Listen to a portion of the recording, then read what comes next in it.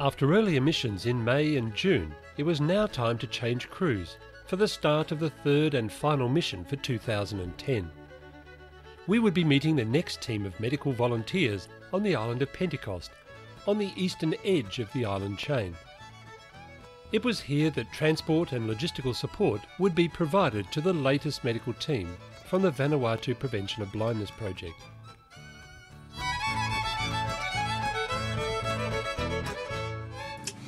Welcome to everyone. Welcome to Luganville.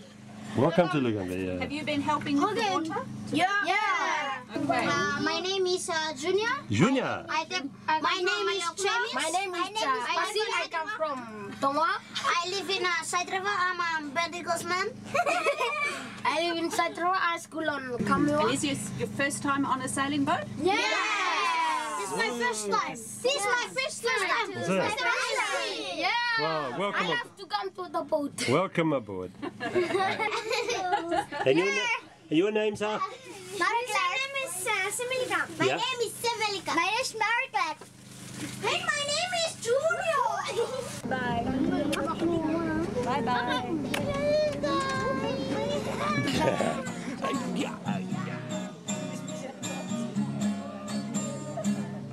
With a few days up our sleeve, there was time to head north to the island of Merilava, with Dr. Robin aboard, plus Nivan eye care worker Gibson and dental worker Bob.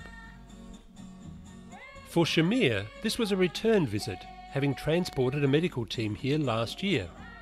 It was also a chance to catch up with a very special young lady, Linda, and her mother Rose. Requiring a caesarean delivery in just a few short weeks, last year Linda was evacuated to the island further north, where arrangements were made for her and her mother to fly south to the hospital in Santo, where she could receive appropriate care. Sadly, Linda's baby died at birth, but she's back on her island now, and as Dr. Robin pointed out, at least Linda survived, which was a very real concern last year if evacuation could not be arranged. The story ended with a typical Vanuatu twist. As Linda's father, Edmund, explained to me, "My sister had twins last year," Edmund said, "and because she have two babies and Linda's baby die, she give her one of hers." The medical clinic on Merilava was well attended, with Gibson testing eyes, Bob fixing teeth, and Dr. Robin doing medical checkups, ably assisted by nurse and crew member Laney. There was also an opportunity to conduct another mud brick making demonstration and show an MSM movie in the local meeting house, featuring our visit to the island last year. Anglican pastor Father Elban, who we met last year, had been moved to another island. His parting request to us last year was for some religious stoles to go with his robes, if ever we should return. 4 colourful stoles had been made by North Ringwood Uniting Church member Yvonne Joyce, incorporating familiar images from the island. In the absence of Father Elban, these were presented to the Anglican Church in the village for use by all future pastors.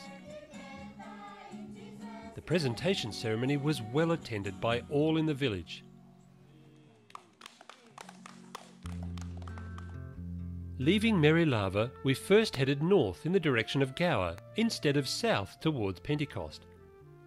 The reason for our change of plan was to evacuate a patient, Martin, made blind due to cataracts in both eyes. Martin was accompanied by a young relative, Danny.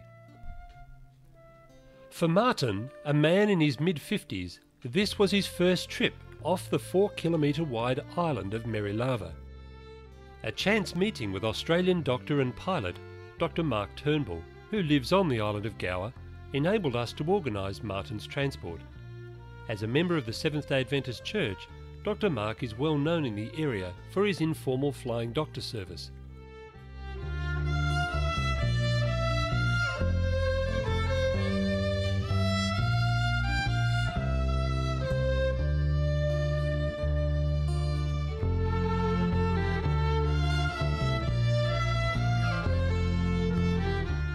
After an overnight stop at Los Olava, there was just enough time for a mud brick demonstration before heading off again, south towards Pentecost.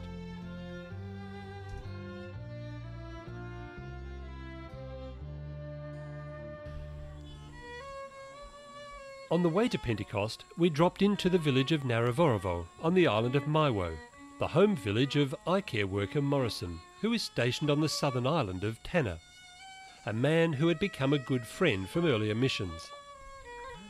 After anchoring near the village, we went ashore to meet Morrison's family, in particular his father, who we'd heard was unwell. Sadly, upon arrival, we were informed that Morrison's father had died 2 weeks earlier.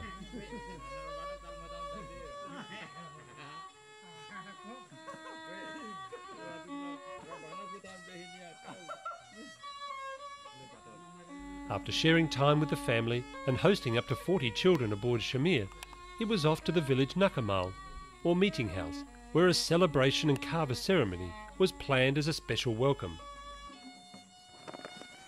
Coming well prepared, Matthew entertained everyone on the violin, and accompanied by Gibson on the guitar, there was a sing-along of favourite songs organised, plus some energetic and hilarious dancing.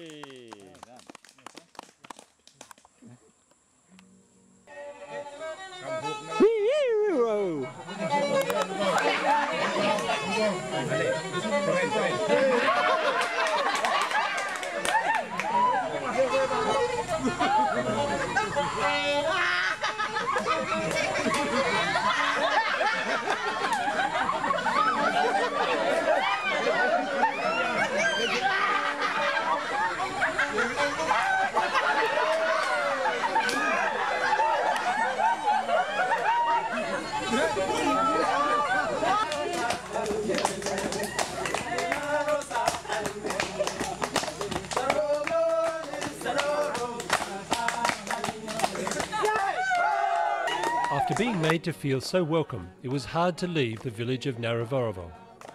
But there was just enough time to attend church and feel the strength of the wonderful singing.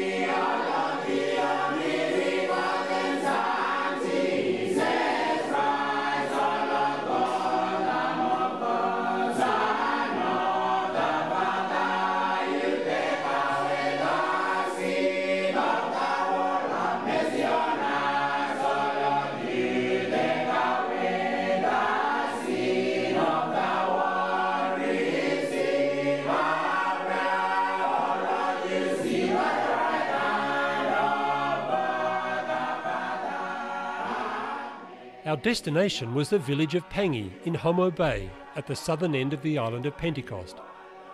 Here we met the medical team, and in the evening there was time for some singing and entertainment.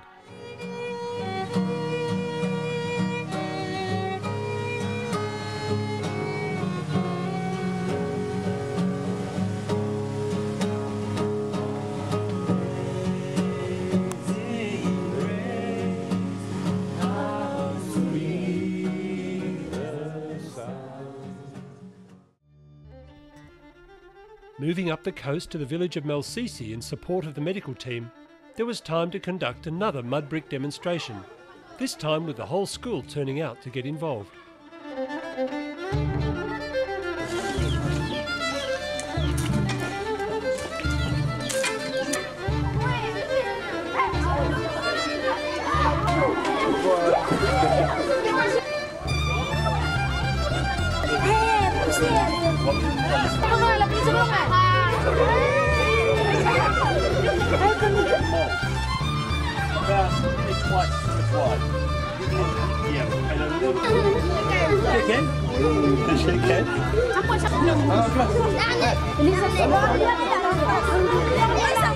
Dr. Graham Duke diagnosed Parkinson's disease in a woman by the name of Maripia, who'd been confined to a mattress on the ground for months.